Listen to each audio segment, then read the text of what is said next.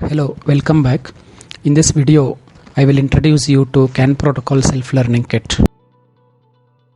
This kit comes as a package, as you can see here. When you unbox the kit, you will find the necessary connecting wires, vCAN CAN bus analyzer, which you will use to monitor the CAN network and control the CAN network.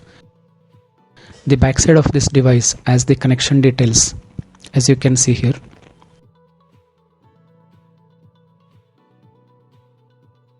The kit also consists of configurable CAN nodes. So as you can see, each node comes as a complete module consisting of onboard potentiometer, onboard dip switch, and so on. So we have two numbers of configurable CAN nodes. Next we have the USB cables.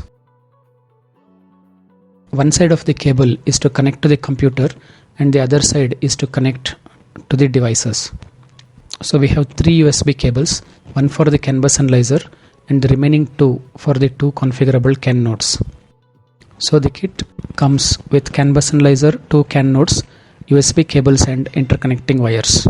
So with this you have everything needed to get hands-on experience with CAN protocol.